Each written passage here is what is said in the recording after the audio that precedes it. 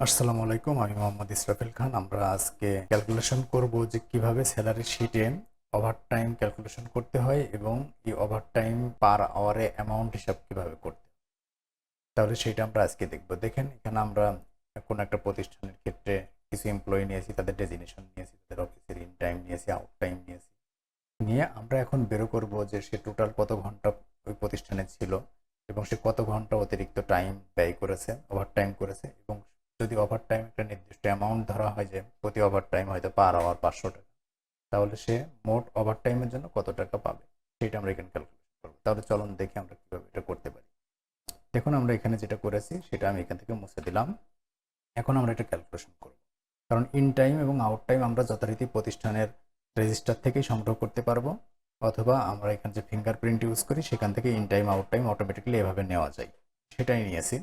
এখন এখানে সকালে যেহেতু এসেছে এবং সে অফিস টাইম শেষ করে গেছে, তাহলে এখানে টোটাল কত টাইম প্রতিষ্ঠানে ছিল সেটা আমরা বের করবো। সেক্ষেত্রে আমরা সূত্র প্রয়োগ করতে পারি সমান সমান out time minus in time. Inter দিলাম। এখানে দেখেন, ইন্টার দেওয়ার সাথে সাথে একটা টাইম চলে আসছে। এত ঘন্টা ছিল, এখানে কত ঘন্টা সে 8 ঘন্টা 9 মিনিট ছিল, 10 ঘন্টা ছিল, এখানে 10 ঘন্টা 59 মিনিট ছিল। তাহলে এটা সে অতিরিক্ত, মানে টোটাল টাইমটা এখানে ছিল। এখন আমরা ওভার টাইম বের করবো। ওভার টাইম বলতে যে কোনো একটা অফিসে আমরা জানি 8 ঘন্টা অ্যাকচুয়াল টাইম, তবে 8 ঘন্টা অ্যাকচুয়াল টাইমের পরে যেটা থাকবে সেটা হচ্ছে ওভার টাইম। তাহলে সেক্ষেত্রে আমরা এখানে সূত্র প্রয়োগ করতে পারি যে কতটুকু সে ওভার টাইম করেছে, সমান সমান মোট টাইম থেকে আমরা বাদ দেবো মাইনাস, এখানে লিখবো টাইম। দেখুন এখানে টাইম চলে এসছে। এখানে আওয়ার, মিনিট এবং সেকেন্ড, মানে কত ঘন্টা অ্যাকচুয়াল টাইম, সেই অ্যাকচুয়াল টাইমটা দিব। আমরা যদি এখানে -8 দিতাম তাহলে এটা হতো না, কারণ এটা সময়ের সাথে ক্যালকুলেশন করবে যেখানে মিনিট এবং সেকেন্ড থাকবে। তাহলে সেমভাবে 8 ঘন্টা actual office time 0 minute 0 second দিয়ে ব্র্যাকেটটা ক্লোজ করে দিলাম, দিয়ে ইন্টার দিয়ে দিলাম। দেখেন, এখানে ওভার টাইম বলতে সে মাত্র 9 মিনিট ওভার টাইম করেছে। প্রত্যেকের জন্যই সেম। এখানে 2 ঘন্টা ওভার টাইম করেছে, এটা 2 ঘন্টা 59 মিনিট ওভার টাইম করেছে, এখানে 2 ঘন্টা 28 মিনিট ওভার টাইম করেছে। এভাবে এটা ওভার টাইম। এখন কোন একটা প্রতিষ্ঠানে ধরেন এখানে বলা হলো যে প্রত্যেকের ওভার টাইমের জন্য 400 টাকা করে প্রদান করা হবে। তাহলে সেই 400 আমি সব জায়গায় দিয়ে দিলাম। দেখুন, সকলের জন্য 400।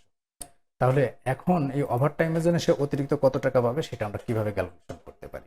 সেটার জন্য ক্যালকুলেশন করার জন্য স্বাভাবিকভাবেই আমরা যদি এখন এই ওভার টাইমের সাথে এটা গুণ করি তাহলে কিন্তু রেজাল্টটা আসবে না। দেখুন আমরা গুণ করতেছি, মাত্র 9 মিনিট ওভার টাইম ছিল, তার সাথে যদি এখন 400 টাকা গুণ করি তাহলে দেখেন মাত্র 2 আসবে।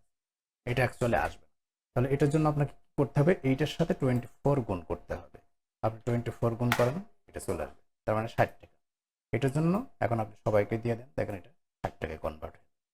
তাহলে আশা করি আপনারা বুঝতে পেরেছেন যে কিভাবে কোন একটা প্রতিষ্ঠানে ইন টাইম এবং আউট টাইম থেকে টোটাল টাইমটা আমরা বের করতে পারি, কিভাবে ওভার টাইম ক্যালকুলেশন করতে পারি এবং ওভার টাইম থেকে কিভাবে তার প্রাপ্ত অ্যামাউন্টটা বের করতে পারি, সেটা আপনারা বুঝতে পেরেছেন। কারণ এখানে 10 জন এমপ্লয়ি হোক আর 10,000 হোক, একই কথা, প্রত্যেকের জন্য একই হিসাব। আশা করি সকলেই বুঝতে পেরেছেন কিভাবে আমরা এই ক্যালকুলেশনটা করবো। যদি আপনাদের এই ভিডিওটি ভালো লেগে থাকে, উপকার হয়ে থাকে, তাহলে অবশ্যই সাবস্ক্রাইব করবেন, কমেন্টস করবেন। ধন্যবাদ সবাইকে। আসসালামু আলাইকুম।